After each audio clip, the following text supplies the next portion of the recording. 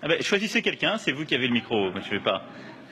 Oui, Philippe Kouon, de la Côte d'Ivoire, Afrique Presse. Le G20 vient de débattre du partenariat avec l'Afrique. On a vu le plan Marshall avec l'Europe, qui a coûté près de 150 milliards de dollars aujourd'hui pour une conversion.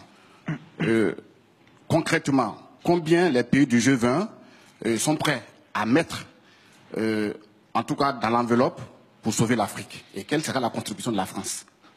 Alors, je vais vous dire, je ne crois pas une seule seconde à ce genre de raisonnement. Pardon d'être aussi direct.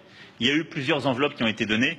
Alors, vous savez, nous avons, soit nous, soit dans nos équipes, les champions du monde de l'addition de milliards.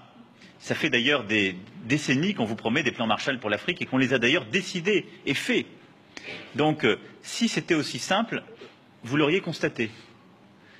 Le plan Marshall, c'était un plan de reconstruction matérielle dans des pays qui avaient leurs équilibres, leurs frontières, leur stabilité. Le défi de l'Afrique, il est totalement différent, il est beaucoup plus profond, il est civilisationnel aujourd'hui. Quels sont les problèmes en Afrique? Les États faillis, les transitions démocratiques complexes, la transition démographique qui est, je l'ai rappelé ce matin, l'un des défis essentiels de l'Afrique. C'est ensuite les routes des trafics multiples qui nécessitent des réponses aussi en termes de sécurité et de coordination régionale.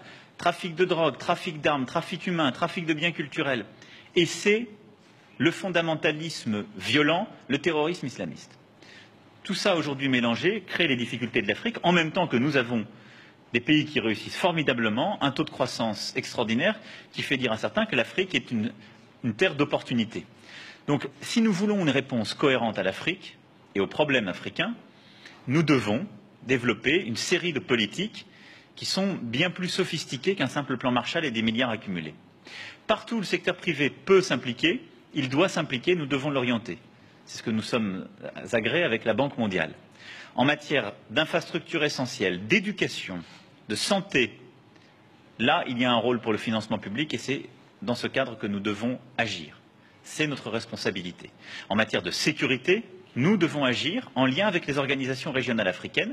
C'est ce que, par exemple, la France fait avec l'opération Barkhane au Sahel, mais plus largement à travers ce que nous avons installé dimanche dernier au G5 Sahel.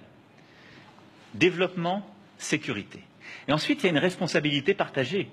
Le plan Marshall que vous voulez pour l'Afrique, c'est aussi un plan qui sera porté par les gouvernements africains et les organisations régionales. C'est par le biais d'une gouvernance plus rigoureuse, de la lutte contre la corruption, d'une lutte pour la bonne gouvernance, d'une transition démographique réussie. Quand des pays ont encore aujourd'hui 7 à 8 enfants par femme, vous pouvez décider d'y dépenser des milliards d'euros, vous ne stabiliserez rien. Donc,